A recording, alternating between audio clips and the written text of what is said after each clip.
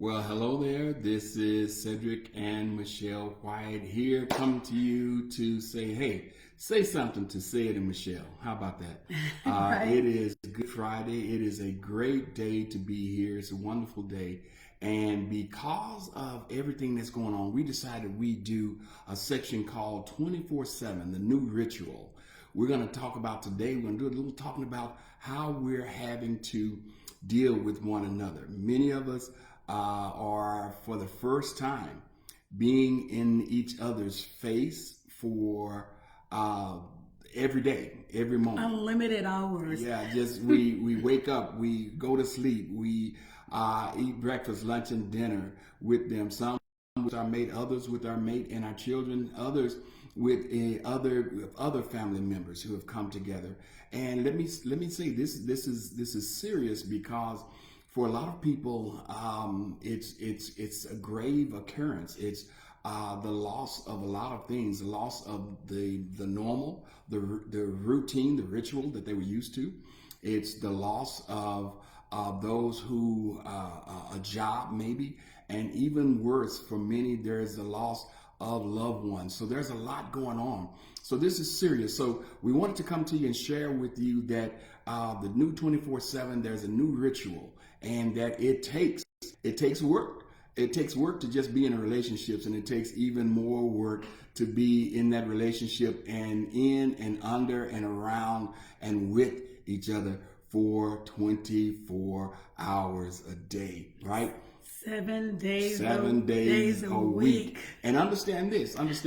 We are relationship experts. We've done this. We're going into our 21st year working with couples, working with families, and we've even found ourselves in a way where it's like, hey, we're gonna have to make some adjustments. Yeah, because I was living the good life. I was living my best life. You know, Michelle is cooking, Michelle is cleaning, Michelle is taking care of things, and I'm working, right? She's working, but then she's working and she's cooking and she's cleaning and she's doing her thing, and it's good for me. But something happened. Right. You know, it's like, okay, I sometimes, women, we always think we're Wonder Woman and we can take things on.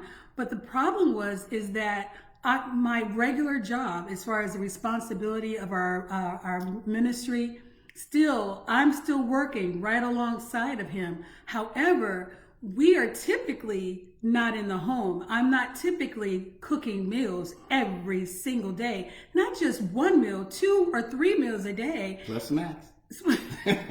Right? And I'm like, I was getting frustrated. I was getting short, and I was just walking around with an attitude. And finally, it's like, I was just kind of like mentally just like, I can't do this. And then I'm looking at him a little side-eyed and saying, why can't you pick up your stuff? Why can't you pick up after yourself? So I'm not only doing all these other things, plus doing the job and picking up after him and picking up after myself. And guess what? The housekeeper can't come into the house because we are affected by quarantine. Yeah. So we had to have a talk. It took me a few days to get my words. And I'm wondering what's going on. Yeah, I was walking around smiling. I'm happy. I'm very, very happy. Things are very good.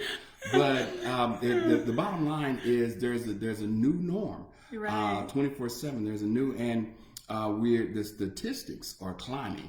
Statistics are saying that abuse of children, as well as in relationship, domestic violence is going up. People are actually already filing for divorce, right, and things like that. So things are unique. Things are new. Things are different, and it's going to require some adjustment. But here's what we stopped by to tell you on Good Friday.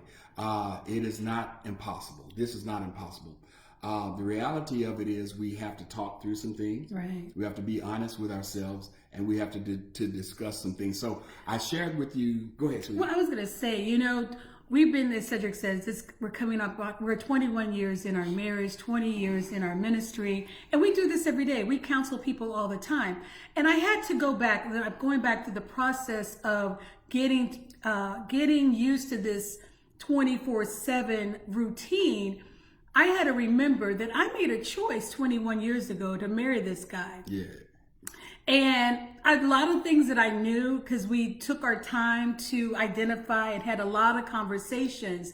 But also we know that if you are married, a lot of times there's a lot more things that are uncovered once you get married. So I know I knew him, but the thing is, we have to sometimes reevaluate and adjust the relationships, the attitudes, the expectations in our relationships. So go ahead and say what you're going to say. Well, I was just going to say what we want to do is give you a way of working through this new 24/7, the new ritual that you have, right? And we gave it an acronym. We call it START. You're going to have to start doing something. What is START? START is a system of turning, of arresting, of rerouting your thoughts. Because, right, everything begins with a thought. Everything begins in the mind, right?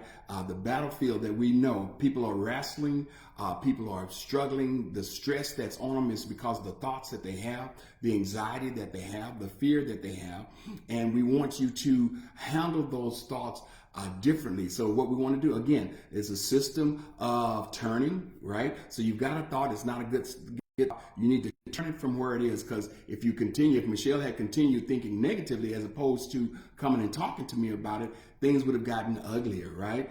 And so we have to turn it, have to arrest it. We have to stop that thing. When you get arrested, they put clinks on it. They put, you get the police bracelets, right? And they stop you right there. You no longer allow that thought to just run rampant in your mind. And then once you arrest it, then you reroute it. I need to change the way I'm thinking, right? So the system of turning, arresting, rerouting your thoughts is what we're going to talk about today. So the first thing we have to be mindful of is that we are closer. There was a story I heard about a lady who made beautiful wedding dresses. She made beautiful wedding dresses, but she'd only make them for a friend. She didn't do it professionally. And she, people that she liked, she'd make wedding dresses. And these wedding dresses that she'd make, she said the only thing is they look beautiful on the outside. These were beautiful wedding dresses. However, she said, listen, don't let anybody get too close or look on the inside, because the inside it was raggedy. Now, only person that would know that would be the bride, and maybe somebody close to the bridesmaid, right, and the creator. Our relationships are exactly like that. If things will look great on the outside, but when it comes down to where the rubber meets the road, sometimes it's rough on the inside. And now that we're closer to one another, you're going to start to see a lot of things that are going on with yourselves, and have to deal with that little bit of, let's call it ugliness that you're having to deal with in a relationship. That below the surface things that you are not communicating, and those things that are frustrating you, those things that are causing you anxiety. And one of the things that I was talking to Cedric about earlier today is that you have to think about the truth in your relationship. That individual, that whether it's if you're married or it's someone that you are having a relationship, it doesn't matter. It's still, you have to look at the truth in that myself and also for him. And here's the thing: during this time, a lot of people are going to learn some new truths about themselves and about their mates. One of the biggest things that you're going to have to manage while you're in this new 24/7 ritual is expectations. Quite often there's unspoken and there's unmet expectations. And unspoken and unmet expectations will become problematic in a relationship. We always say that if I leave things to assumptions, there's going to be problems, right? Assumptions cause big problems. If I assume, an assumption is something that I think, I have no facts to go on. It's quite often based upon an emotion. Quite often it's based upon history, how things went with somebody else, another relationship. If I leave things to assumptions, things are going to go terribly wrong. We have to identify and communicate expectations. Michelle expected me to pick up after myself. She expected me to help out. She had, but she wasn't communicating it at first. Right, and it's so funny because I was thinking I was communicating based out of my frustrations. So I would kind of like, why didn't you pick that up? You saw that over there, that kind of thing. But it doesn't, that's not effective. I had to say to Cedric, hey, listen, we need to talk because I have some expectations of how I think the household should run now that we're in this new space. Yeah, she had some expectations. There had to be a level of respect. I had to respect her expectations, right? So now, with this START program, right, what is START? A system of turning, arresting, and rerouting thoughts, right? So in that, we're going to ask you, the part of START is start focusing on the positive. As human beings, we naturally focus on the negative. I can do 100 things positive, do one thing negative, and that's what sticks out, right? Why are we wired like that? We're just wired that way. But go out of your way to try to recognize, acknowledge, and communicate the positive things about your mate. Your mate brings you a cup of coffee. Michelle loves. I know I love a cup of coffee. And I tell her every time, I love. Thank you. You've made my day. Little things make a huge difference, right? So that's number one of START. Number two, for a lot of couples. What about sex, right? We're here together a lot more now. We're up under each other a lot more now. Most of the time for the guys, I'm bored. So if I'm bored, hey, let's do the daggone thing. However, the problem is, what about for her? And it doesn't have to be the guy. It could be her, right? We have to respect one another. And the problem is, what if I've lost my job? What if I'm anxious? What if I have loved ones somewhere that are in a bad area? What if I have somebody sick? What if I'm just worried about the future and I just don't feel like being physically intimate right now? Right. And a woman has to have all ducks in a row most of the time that, that her mind can be in that space. Man don't care what a duck's exactly. Yeah. We don't even have to have a duck, right? Rogue, no duck, it doesn't matter, right? It's just, but we have to be mindful when it comes to sex, right? So be respectful of one another, have a level of empathy for your mate, being mindful. This is a different time. Nobody in the history in the last 100 years has seen anything like this. Even with the pandemic that they have had in 1917, 1918, it wasn't this. This is different. And so we're in a different time, and we have to be respectful of one another. Most definitely. Right? So what's the next thing? Do activities that involve interaction, right? Do activities that involve your hand, your eyes, and your brain. Well, we just talked about sex, right? No, but what about maybe puzzles? Those photos that's been sitting around. Go back, look through some photos, old photos and things like that. Yeah, I've been looking through. I keep a box of my cards that I receive, and I had I told Cedric, when I feel like sometimes if I'm down, I go through that box of cards.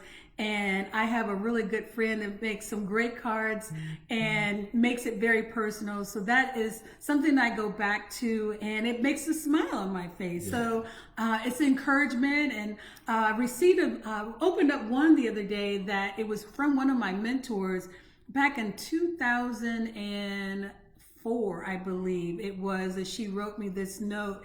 And she's passed on already. I mean, she's already passed on. But that just blessed my heart to hear, it was in her own handwriting and all that. So those are the things that I do to try to keep my mind off of things. And I've been doing some walking as well. Mm-hmm. I get up in the morning, we talk about self-care, but you have to be responsible. You got to prioritize those things for yourself. And then when you prioritize yourself, it's not hard for you to consider someone else once you had put yourself first. So it's not a problem. We, as far as Americans, we think out of order. We always think about work. All these other things come before self-care. So I think this time of COVID-19 is giving us an opportunity to pause and reevaluate really truly, what are we doing? What are we believing? What boundaries do we need to set? What things do we need to identify that are not really significant, you know. So I have been doing a lot of walking in the morning, and I have been supporting her in her walking in the morning. You're gonna walk next week. So what's the next thing? Being innovative in your relationship, right? Some things that maybe you wanted to talk about. We talked about expectations. Some things that you want to talk to your mate about. You want to make better. What's good? What could be better? What's bad? But being respectful in the discussion of that. This is not a time to be dogmatic. This is a time to be mindful of each other and what is it that we could do to make our relationship better. Some of those small things that can make a huge difference, the small things that have been irritants, now might be a good time. Sit down with your mate at dinner over a glass of wine, some soft music, when the things are peaceful, and let's talk about those things. First of all, don't forget to talk about the things that are good. Don't always have it negative. It shouldn't always be negative. Talk about the positive as well as the negative when you're talking about. And then don't just talk about the negative. Don't just bring up the negative, but also bring an idea as to what can I do? How can I handle this? How are you doing, Sister Carolyn? Glad you joined us.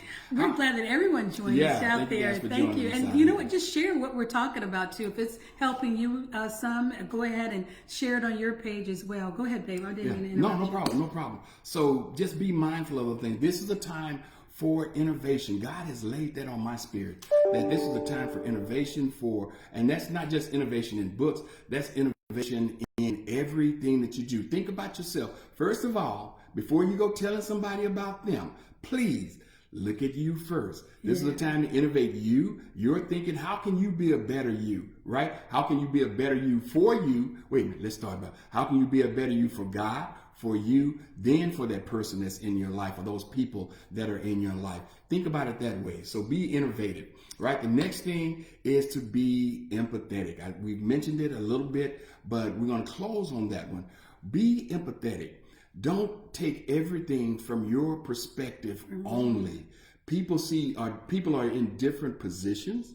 People are in different mindsets. People have different histories, different experiences, and they handle things differently. You may be strong. You may be uplifting. You are 100% okay. Your mate, your friend, your family may not be. So try to be mindful. Be empathetic. Think about the roles that you're in. Think about how people have been maybe treated. Their identity might have been in their job. Right. Their identity. It shouldn't be the case, but that's irrelevant. For them, their level of importance, their level of who they are might have been in their job. And if their job has gone away, and as we found out today, there are some people whose companies are shutting down. That's going to affect them. So we want to be empathetic. Yes, we know that God is in control beyond a shadow of a doubt. We know that. But yet and still, sometimes you're going to be that compassionate, tangible hand of God, voice of God, place of God in their life. So be that. Be loving for them. People are fearful. Very fearful. People are anxious. People are stressed. People have loved ones that are sick or worse. We know of many. We get calls almost on a daily basis, sometimes more than that. Your level of empathy, your level of compassion is going to make a difference. You want to be compassionate to that one that's next to you. I need to be empathetic. Michelle is not going to handle everything like I do. I'm not going to handle everything like she does. I need to be empathetic to my neighbor, to my friends, to my family. Have a loving heart for them, especially, we're during that time. We're in the week of Passover, in the week of Easter, in the week of when the greatest love, the greatest sacrifice that was ever made is this week. We celebrate it this week. What a great time to take that same love and show it to your mate, show it to your family, even that person that you've had alt against, even that person that you've had a hard time letting go of that thing that they did. They were 100% wrong in what they did. Maybe this is the time to let it go, to forgive them. Self-examination is so key. This is a time, we don't know really where this thing came, but we know that there is nothing under the sun that God doesn't know. Yes. And this is a time for truth. how, pause. How do I pause in this time of pause? How can I examine myself to be better and not judge my neighbor? This is, I think this is a great time of cleansing, reflecting, and truth about who you are and who God said you are before the foundations of the earth. Because there's a plan that only you can do here on earth. And so now that the distractions are out of the way, seek him. Seek first the kingdom of God and all his righteousness, and he will give you the desires of your heart. Yeah. So be about it. Be about it. Be about it. Be about love. That's what this week is about. Be about compassion. Be about forgiveness. Be about empathy. Show somebody. Again, I truly believe that God is saying to the church that we are to be the ones that are going to lead the way. You should be the example in this thing. Show some love, just again, as our Savior did, as he gave everything, as God gave everything, the best that he had for us, right? Resurrection Sunday, Easter Sunday, as you see, I got my Eastery shirt on. So I kind of got an Easter egg kind of thing going on too. So we want to be about that. Today we talked about the new 24/7, the new ritual that we have, right? We gave you the START system, right? A system for turning, for arresting, for rerouting your thoughts. Because as a man thinketh in his heart, so is he. Out of the abundance of the heart, the mouth speaketh. So what we do is before negativity and fear and anxiety and stress gets into your heart, we want to arrest it up here. Yes. Arrest it up here. Win the battle that's in your mind. Arrest it while it's up here. Don't let it take root in here, so that what comes out of here, what comes out of the depth of your very being, will be that thing that Jesus said, out of your belly will flow rivers of living water, right? Loving water, living water. That's what we want for you. So again, that new 24/7, we pray that this has been good for you. We pray that this has been worthwhile, and we ask that you share this with somebody. We're going to do this. We're going to try to do this every Friday at 2 p.m. At 2 p.m. Central every time. Friday. Yeah. So you get to. We want to get questions in, so you'll be able to say something to say it in shell. That's what we're going to call it on Friday. Say it in shell. You're going to say something to say it in shell. All right. So hey, listen. God bless you. God keep you. God protect you. May he keep his loving arms around you. May you, if you're not with family, may you see family this weekend, right? And again, this is a weekend about love. It's a weekend about forgiveness. Find that person that you can love, you can feel, you can forgive, you can show empathy for, and let it shine out of you. All right? And one more thing, kind of like what we talked about last week. In a time of crisis, we are in a time of crisis. This is an incubator time for us to be creative. So be creative in this incubation time. Seek God. Seek your spirit. Seek it all out and see really what is the truth. What is the belief that you're believing in? Right? Right. So what we want to do as we go, for anybody we're during this time, we're offering up what is it? A free session. Free session, because we want to help those who are out there. So if you have a family member, friend, co-worker that is stressing right now with what the uncertainty of what's going on in the world and what's going to be next, have them call our office 972-833-4344. We'll put it out there, or healingthinehearts.org on our website, and they can book an appointment directly on our site. And also, if you look through the feed from last week, the link is still there. But we'll put it out there so that you can benefit from it. We're here, of course. Cedric and I, if you know us, and most of you do on there, we know our hearts. Our heart is to help those. And it's amazing, over 20 years ago, that the Lord gave us healing the hearts. So we're here to heal the hearts, and during the time of uncertainty. So reach out. We love you. Happy Good Friday. Happy Resurrection Sunday. We love you, and join us. I will be online tomorrow with Women Uplifting Women at 10 a.m. And we're going to be talking about some of the same things, but as a woman's point of view and what we're dealing with. So go out on our Facebook page. website, and it should be out there as well. So heartfellowship.church, and we love you and have a wonderful Easter. All right. God bless you. Take care. Thank you for joining.